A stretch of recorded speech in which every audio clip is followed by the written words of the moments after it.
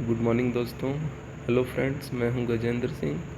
ITI world में आपका बहुत बहुत स्वागत है। आज के इस वीडियो में हम जानेंगे factories act 1948 and factories amendment bill 2016 chapter 1 से लिया गया टॉपिक है।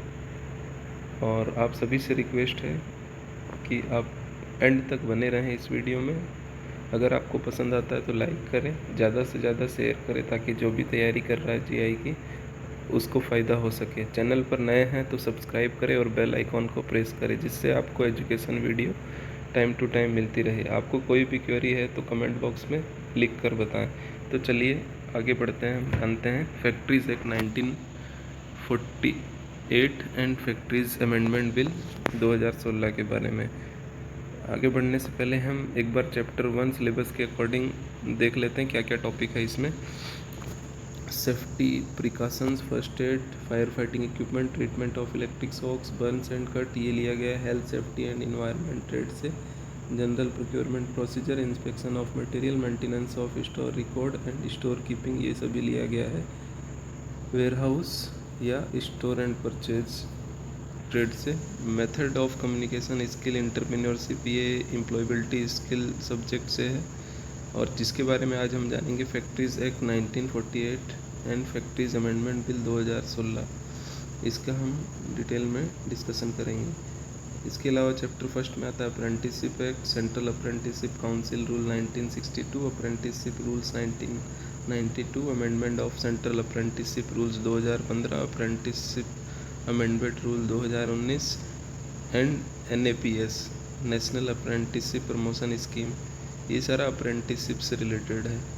तो अगले कुछ वीडियो में अप्रेंटिसशिप से रिलेटेड ये टॉपिक कवर करेंगे। ये same health safety and environment trade से लिया गया है। ये हिंदी में डिटेल है, सेम इसी के बारे में। सुरक्षा सावधानियाँ, प्राथमिक उपचार, कारखाना अधिनियम 1948, अप्रेंटिसशिप प्रशिक्षुता अधिनियम 1961, ये ठीक है। तो आगे इसके बारे में कुछ टॉपिक है। ये industrial engineering and management subject से लिया गया है।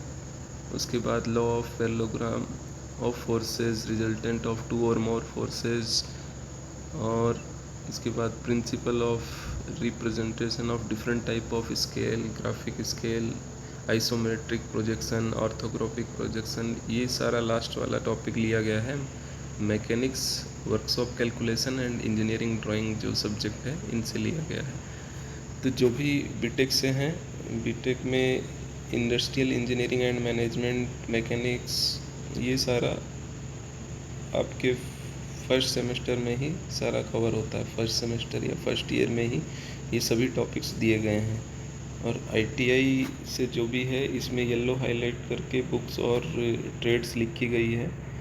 इनकी जो भी बुक है, आप कोई भी बुक रिफ़र करके इनके सेल्फ नोट बना सकते हैं। आप सेल्फ नोट ज़रूर बनाएं। इसका 2 रजिस्टर ले लें आप, एक थ्योरी का सेल्फ नोट्स बनाएं और उसी के अकॉर्डिंग सैम्पल MCQ या MCQ का एक दूसरा रजिस्टर बना के उसमें प्रैक्टिस करें आप।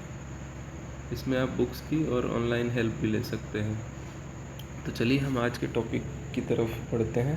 तो आज का टॉपिक है फैक्ट्रीज़ एक्ट 1948। तो ओवरव्यू जानेंगे सबसे पहले। तो ओवरव्यू में देखते हैं कारखाना अधिनियम 1948 भारतीय संसद द्वारा कारखानों में कार्य की स्थितियों को नियमित करने के लिए पारित एक कानून है।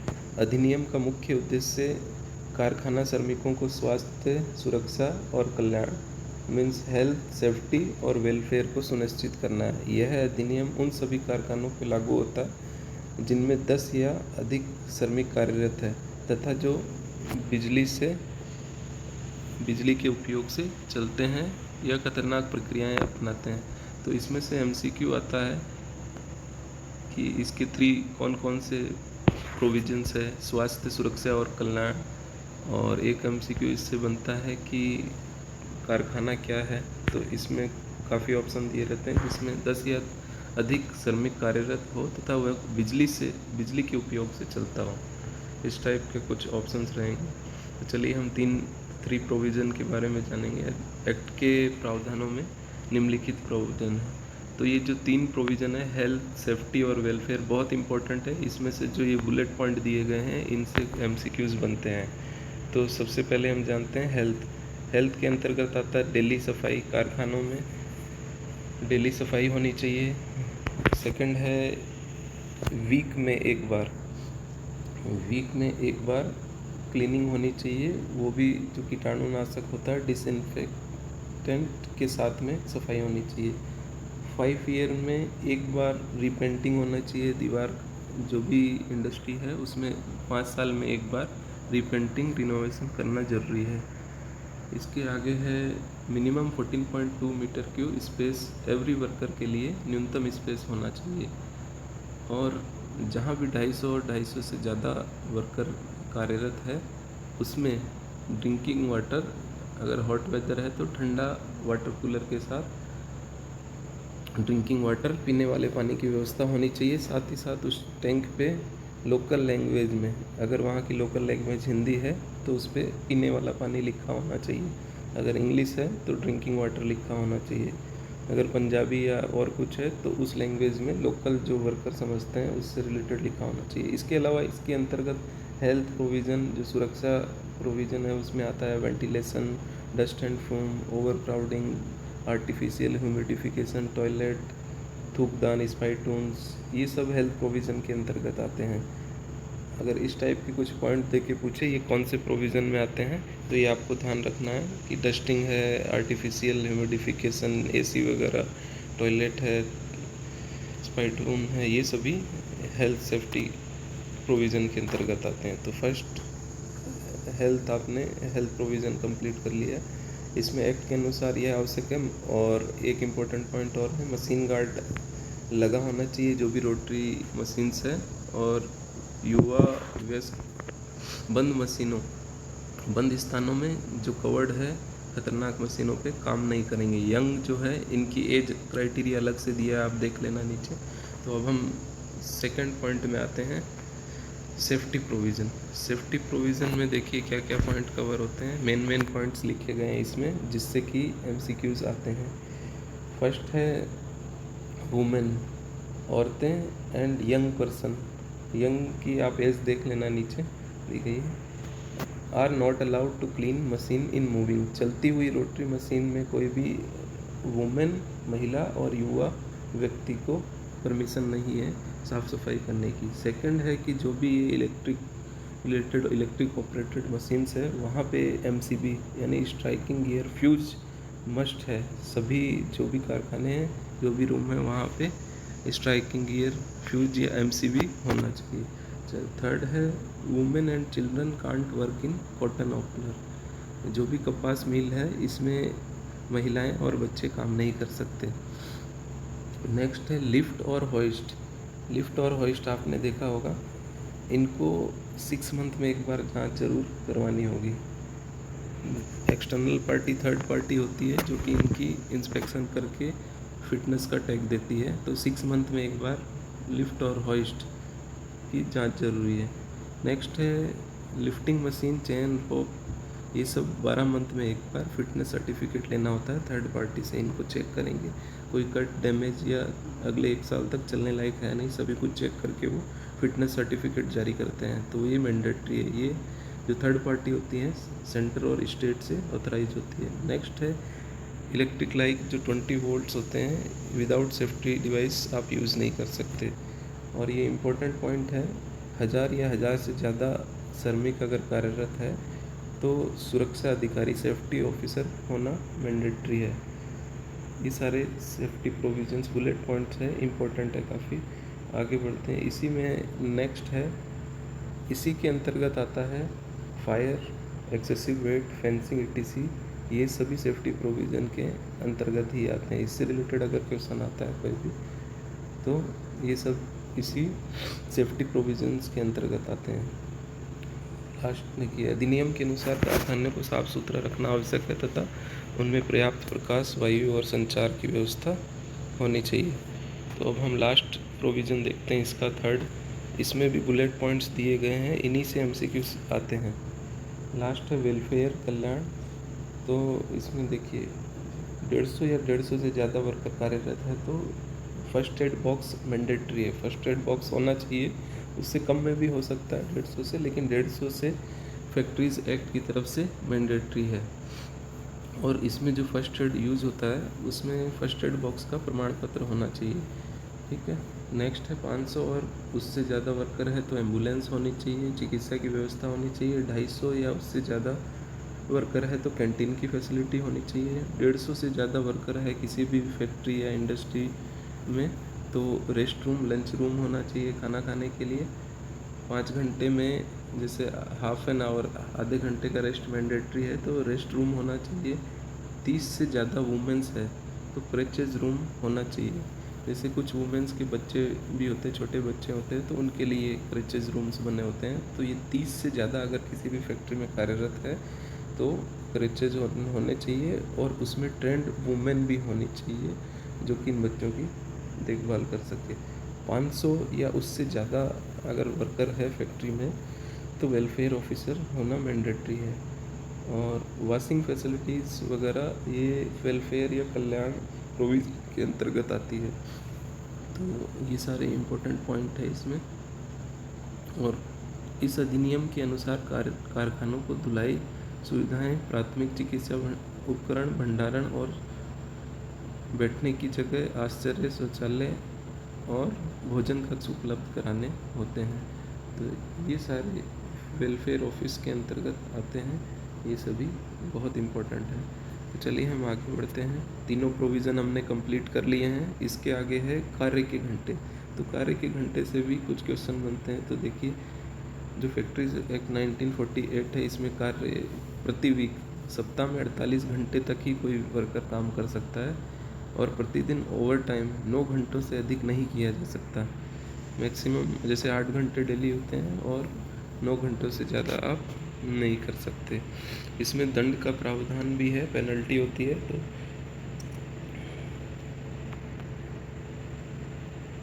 तो दंड का प्रावधान भी दिया गया है इसमें। तो चलिए, ये इम्पोर्टेंट पॉइंट थे। 1940 ओवरव्यू था 48 के बारे में।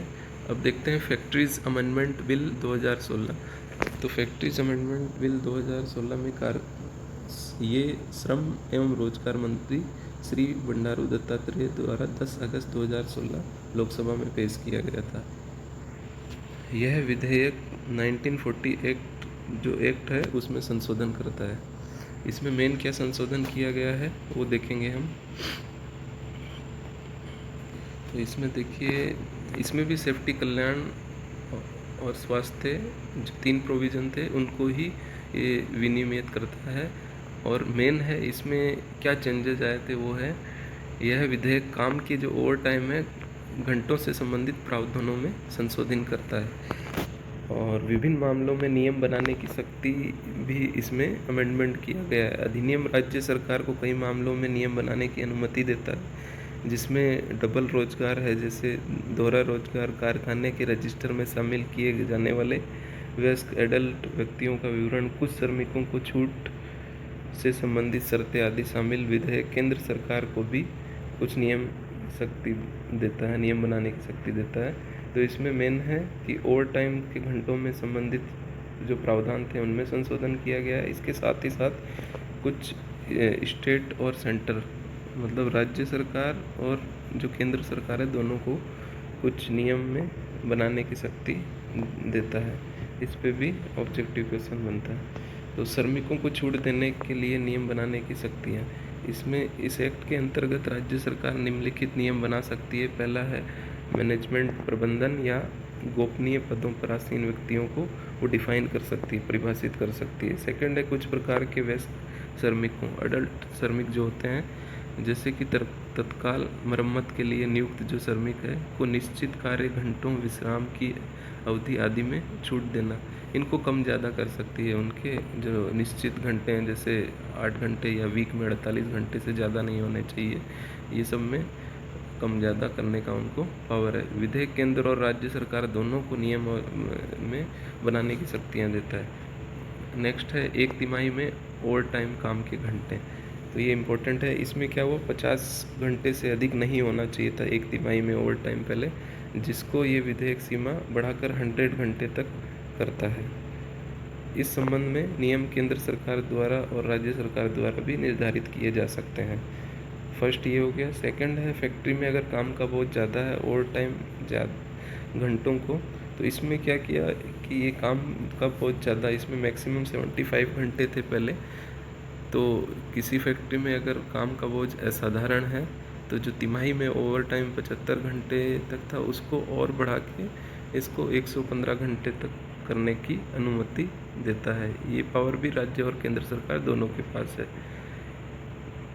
और नेक्स्ट और लास्ट ओवर टाइम से रिलेटेड पॉइंट है, इसमें जनहित का कोई कार्य है तो इसमें केंद्र और राज्य सरकार को पावर है कि वो जो 115 घंटे की जो सीमा थी, इसमें और फ्लेक्सिबिलिटी देता है और इसको बढ़ाकर 125 घंटे की करने की अनुमति देता है। ऐसा तभी कर सकता है जब कारखाने में अत्यधिक भार और जनहित के कारण कर सकता है। ये तो घंटों से संबंधित जो अमेंडमेंट कर सकते हैं उसके बारे में हो गया। इसके बाद 5 साल की सीमा होती थी, अगर कोई चेंजेस होते हैं तो 5 साल तक आप अमेंड नहीं कर सकते, तो इसमें भी फ्लेक्सिबिलिटी दी गई है।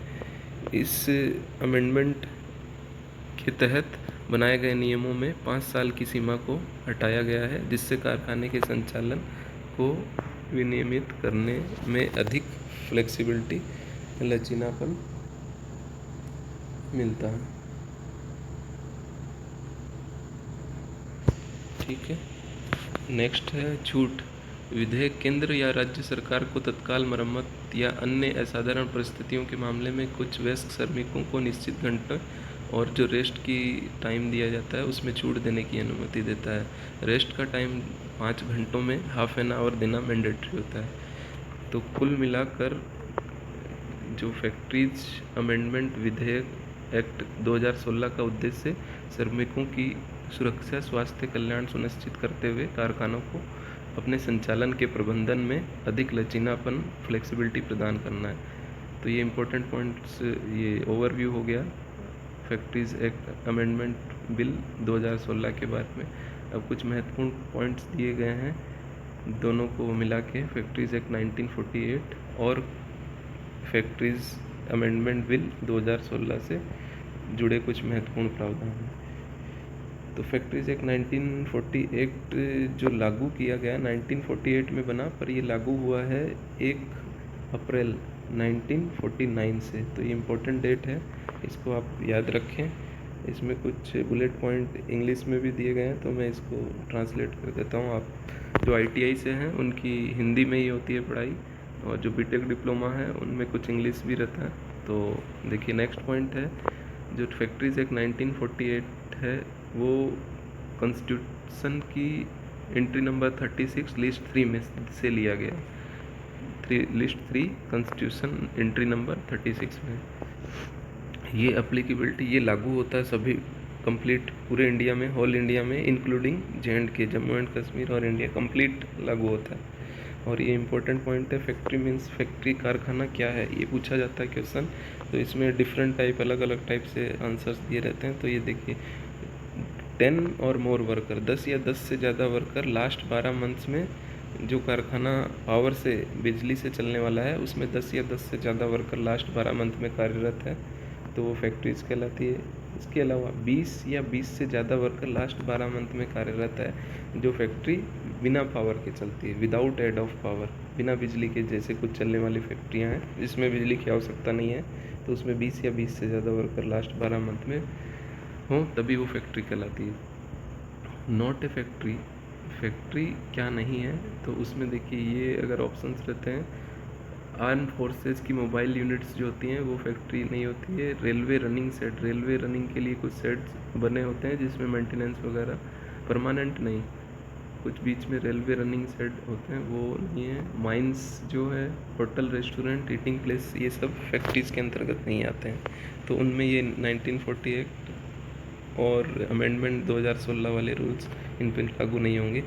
एज कैटेगराइजेशन की गई है 1948 एक्ट में, तो ये बहुत इंपॉर्टेंट है। इसमें अगर 18 ईयर कंप्लीट है तो एडल्ट वयस्क कहलाएगा, अगर 15 ईयर कंप्लीट है और 18 से कम है तो वो एडोलसेंट कहलाता है, और 15 ईयर कंप्लीट नहीं है 15 से कम है तो यंग कहलाता है वो। और उसके अलावा फिर चाइल्ड में आता, 15 ईयर कंप्लीट नहीं है तो वो चाइल्ड कहलाता है। और child plus adolescent, child means 15 से कम वाले, एडोलसेंट मीन्स 15 से 18 वाले, दोनों मिला के वो 18 ईयर से कम है तो अप टू 18 यंग एज कहलाती है।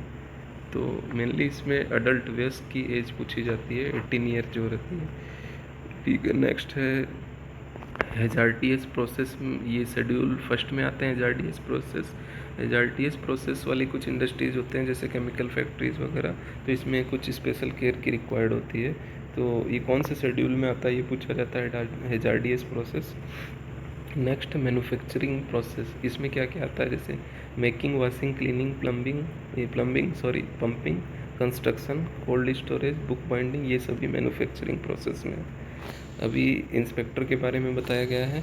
इंस्पेक्टर ये पॉइंट है, ये अपॉइंट होता है स्टेट गवर्नमेंट द्वारा, इसकी पावर होती है through out the state. Inspector किसी भी फैक्ट्री में इंटर कर सकता है, कुछ सीज कर सकता है उसको, कोई भी डॉक्यूमेंट रिक्वायर्ड है तो उसकी कॉपी ले सकता है या डॉक्यूमेंट ले सकता है, एग्ज़ामिन कर सकता है, कुछ भी मेजरमेंट कर सकता है, इंक्वायरी बैठा सकता है, इंस्पेक्शन जब भी करता है तो उसमें। और फैक्ट्रीज़ को अगर क्लोज डाउन करना है तो 2 मंथ के नोटिस पे इंस्पेक्टर उसको 2 महीने का नोटिस दे के क्लोज कर सकता है। वर्कर क्या होता है कि वर्कर क्या है ऐसा पूछा जाता है, तो इसमें इट एम्प्लॉयड फॉर रिमनरेशन और नॉट इज कॉल्ड वर्कर। जिनको पेड सर्विस, जो पैसे मिलते हैं, सैलरी मिलती है और जिनको स्टाइपेंड भी मिलता है वो वर्कर होते हैं। ठीक है, तो नेक्स्ट है ड्यूटी ऑफ ऑक्यूपायर। जो ऑक्यूपायर फैक्ट्री का मालिक होता है उसकी ड्यूटी होती है कि ये जो तीनों प्रोविज़न दिए गए हैं, फैक्ट्रीज एक्ट बने हैं और उनका अमेंडमेंट है, उनके जो भी प्रोविज़न है उनको वो इंश्योर कराए। इसमें कुछ भी दिक्कत होती है तो पेनल्टी का प्रावधान होता है। फैक्ट्रीज एक्ट 1948 में सुरक्षा अधिकारी, वेलफेयर ऑफिसर के लिए प्रावधान है। आमतौर पर जहां 1000 या उससे ज़्यादा श्रमिक काम करते हैं वहां पे वेलफेयर अधिकारी की नियुक्ति, सुरक्षा अधिकारी की नियुक्ति करना, वेलफेयर नहीं, सेफ्टी ऑफिसर की नियुक्ति करना मैंडेटरी है। नेक्स्ट है फैक्ट्रीज एक्ट 1948 के मुताबिक किसी कारखाने में दुर्घटना होने पर प्रबंधक जो मैनेजमेंट ऑक्यूपायर होता है, कारखाना के मुख्य निरीक्षक, जो मैनेजर होता है फैक्ट्री का, फैक्ट्री हेड होता है, उसको ऑक्यूपायर जो मुख्य निरीक्षक होता है, इंस्पेक्टर को सूचित करना आवश्यक होता है। कारखाना अधिनियम 1948 के मुताबिक कारखाने में काम करने वाले जो वयस्क पुरुष कर्मचारी ही चलती हुई मशीनों की जांच, चिकनाई, समायोजन कर सकते हैं। जो 18 ईयर कंप्लीट है वही इसको कर सकते हैं। कारखाना अधिनियम 1948 के मुताबिक किसी महिला को कारखाने में शाम 7 बजे से सुबह 6 बजे तक काम नहीं कराया जा सकता।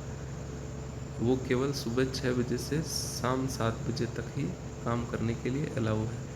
इसमें कुछ रिलैक्सेशन का प्रावधान है जो कि स्टेट गवर्नमेंट अप्रूवल द्वारा रिलैक्सेशन के बाद वो सुबह 5 बजे से, सुबह जो 6 बजे दिया गया है वो सुबह 5 बजे से लेकर शाम जो 7 बजे दिया गया है वो 10 बजे था। तो जो 6 से 7 था वो अभी सुबह 5 से शाम 7 रात 10 बजे तक काम कर सकते हैं रिलैक्सेशन या अप्रूवल लेकर। नेक्स्ट है कारखाना अधिनियम 1948 के मुताबिक किसी वयस्क व्यक्ति, एडल्ट व्यक्ति को बिना अवकाश के, बिना ऑफ दिए, बिना छुट्टी दिए लगातार 10 दिनों से ज़्यादा काम नहीं कराया जा सकता। जो ऑफ होता है वीक में 1 बार जो दिया जाता है, मैक्सिमम आपको 10 दिन के अंदर अंदर देना ही है। ठीक है, तो नेक्स्ट ये वर्किंग आवर्स दिए गए हैं, ये इम्पोर्टेंट है। तो एक सप्ताह में जो एडल्ट वयस्क व्यक्ति है उसमें 48 घंटे से ज़्यादा काम नहीं कराया जा सकता। एक ऑफ देना होता है सप्ताह में जो कि फर्स्ट डे संडे ऑफ होता है। ये मैक्सिमम 10 दिन तक ही, जैसे कोई काम आ गया कंटिन्यू, जैसे ऑफ वाले दिन बुला लिया आपने तो अगले 10 दिन के अंदर अंदर ऑफ देना ही होता है। और worker not allowed to work more than 9 hour, 9 hour से ज़्यादा डे में काम नहीं करवा सकते। अगर ओवर टाइम रिक्वायर्ड है तो आपको डबल रेट देना होता है as per factories act 1948। 5 hour में हाफ एन आवर रेस्ट देना होता है। पेनल्टीज़ का प्रावधान है इसमें। अगर कुछ वायलेशन होता है तो 2 साल की जेल या 1 लाख रुपए ऑक्यूपायर के लिए, या कुछ वर्कर वायलेशन करता है तो 3 मंथ्स की जेल। लाइसेंस रिन्यू के लिए 31 दिसंबर हर साल आपको 20% लाइसेंस फीस के साथ रिन्यू करवाना होता है, और ये 5 साल के लिए वैलिड होता है। वर्कर जो भी काम करने आएंगे उनका fitness certificate, medical fitness certificate, जो भी सर्टिफाइड सर्जन होता है उनसे लेकर ही आप उसको गेट पास बनाते हैं, जो कि 12 मंथ के लिए वैलिड होता है। कारखाना अधिनियम 1948 में 120 धाराएँ हैं। तो चलिए, ये कुछ मेन टॉपिक थे फैक्ट्रीज एक्ट 1948 के बारे में और अमेंडमेंट बिल 2016 के बारे में। नेक्स्ट में हम इसके ऊपर कुछ MCQ CBT क्वेश्चंस जो आते हैं उसके बारे में चर्चा करेंगे। ये जो फर्स्ट चैप्टर है इसमें ध्यान रहे आपको, जो सिलेबस है 5 चैप्टर या 5 भागों में डिवाइड किया गया है, और टोटल आपका 150 नंबर्स का पेपर होगा, जिसमें इससे रिलेटेड फर्स्ट चैप्टर से आपके 20 से 40 क्वेश्चन MCQ आएंगे। इसमें जो अभी टॉपिक हमने डिस्कस किया है 2 या 3 क्वेश्चन MCQ हर बार आते ही आते हैं, तो इसको बहुत अच्छे से आप थ्योरी नोट्स बनाएं और ज़्यादा से ज़्यादा MCQ की प्रैक्टिस करें। ठीक है, तो आज के लिए बस इतना ही। वीडियो कैसा लगा कमेंट करके बताएं। अगर कोई क्वेरी है तो कमेंट बॉक्स में लिखें। चैनल को नए हो आप तो सब्सक्राइब करें, लाइक करें। Thanks for watching. लास्ट तक बने रहने के लिए धन्यवाद।